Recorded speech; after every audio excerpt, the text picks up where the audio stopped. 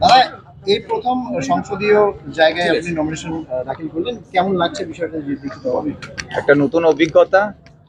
আমাদের পাশে আমাদের বাম কংগ্রেসের নেতৃত্ব, বিশেষ করে আমার জেলা সভাপতি মহিউদ্দিন গুপ্ত মহাশয় আশীর্বাদ আছে।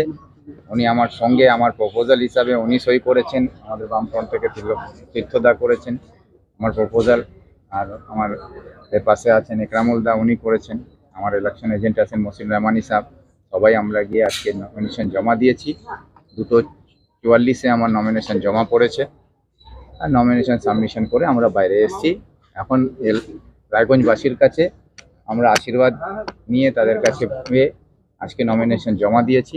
আগামী দিনে যাতে তারা আশীর্বাদ করে আমাদেরকে নির্বাচিত করবে এই আশা রেখেই আমরা আজকে নমিনেশন জমা দিলাম। দাদা, লড়াইটা কতখানি চ্যালেঞ্জিং হতে চলেছে বলে মনে হচ্ছে? চ্যালেঞ্জিং কিসের জন্য? জনগণের প্রতিনিধি হচ্ছে একজনই, সেটা হচ্ছে বাম কংগ্রেস জোটের প্রতিনিধি। আর বাকিগুলো তো হচ্ছে তারা হচ্ছে কেউ এই দল থেকে ওই দল, ওই দল থেকে এই দলে এসে তারা আজকে বিজেমূল হয় আজকে এখানে ভোট নিয়ে ব্যবসা করতে এসছেন। মানুষ ব্যবসাদার চায় না, জনপ্রতিনিধি চায়। ব্যবসা করার জায়গায় অন্য জায়গা আছে, কিন্তু রাজনীতিকে ব্যবসা যারা বানিয়ে দিয়েছেন তাদের থেকে মানুষ এখন রেহাই চাইছে, তাদের থেকে দূরে সরে আসতে চাইছে। সেই যে জনপ্রতিনিধি চাইছে মানুষ, জনপ্রতিনিধি দেওয়ার জন্য বাম কংগ্রেস দল তৈরি আছে, তার প্রতিনিধিত্ব করার জন্য আমি তৈরি আছি। রায়গঞ্জ লোকসভাতে মানুষ ভোট দেওয়ার জন্য দুহাত তুলে আশীর্বাদ দেওয়ার জন্য 26 তারিখ তৈরি হয়। মূল প্রতিপক্ষ কাকে হিসাবে? মূল প্রতিপক্ষ একটাই তো, বললাম তো, এখানে তো প্রতিদ্বন্দ্বিতা কেউ নেই। জনপ্রতিনিধিরাই হিসাবে আজকে যারা দাঁড়িয়েছেন তারা তো কেউ জনগণের প্রার্থী হয়ে দাঁড়াননি, তারা তো দলের হয় ব্যবসা করতে এসছে। ব্যবসাদারের সঙ্গে রাজনীতিতে কোনো লড়াই হয় না, ব্যবসাদারের সঙ্গে ব্যবসাতে রাইভালরি হয়, কিন্তু পলিটিক্সের মধ্যে জনপ্রতিনিধির হিসাবে আমার প্রতিদ্বন্দ্বী আমি মনে করি এখন বর্তমানে কেউ নেই।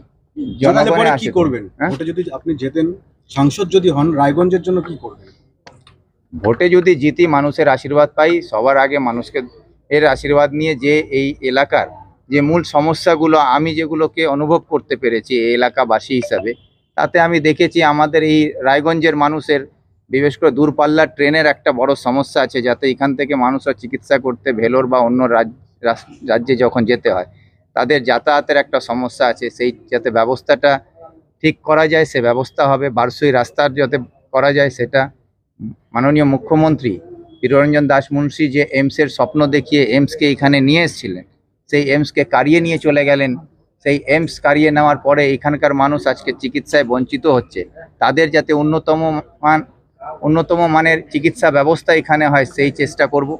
তার পাশাপাশি আমাদের এই এলাকার যে পরিযায়ী শ্রমিকরা সংখ্যায় দিনের পর দিন বেড়ে যাচ্ছে, আমাদের উত্তর দিনাজপুর সহ সারা রাজ্যে প্রায় 42 লক্ষ পরিযায়ী শ্রমিক অন্য রাজ্যে গিয়ে কাজ করছে। তাদের শ্রম, তাদের পরিশ্রমকে নিয়ে অন্য রাজ্যের সরকার সেখানকার পরিকাঠামো এবং সেই রাজ্যে উন্নয়নের কাজে লাগাচ্ছে তাদেরকে। সেই পরিশ্রম, এই মেধা যাতে আমাদের রাজ্যের ছেলেদের কাজে লাগিয়ে আমাদের সরকার এখানে উন্নয়ন করতে পারে, তাদেরকে এখানে রোজগার দেওয়া যায়, তার জন্যে সরকারের কাছে যা বলার সে বলবো। তার জন্য যে লড়াই করার সেটা এখানেও করব, দিল্লিতেও করবো। আরেকটা কথা, সেটা হচ্ছে আপনাকে কালকে কৃষ্ণ কল্যাণী বলেছে ভিক্টর যদি প্রচারে ঝড় তোলে আমি তো সাইক্লোন। এই বিষয়টা নিয়ে কি বলবেন? এবং শুধু তাই না, আপনাকে ভোট কাটুয়া বলেছে, পাশাপাশি বলেছে আপনি আপনার জামানত বাজেয়াপ্ত হবে। একাধিকবার তৃণমূল প্রার্থী এই কথাটা বলছেন, কি বলবেন বিষয়? এখন এইটা যদি উনি বলে থাকেন তা আমি তো আগেই বলেছি, উনি ব্যবসা ছেড়ে এখন জ্যোতিষীর কাজ আরম্ভ করুন, ভালো ভবিষ্যৎবাণী করতে পারবেন।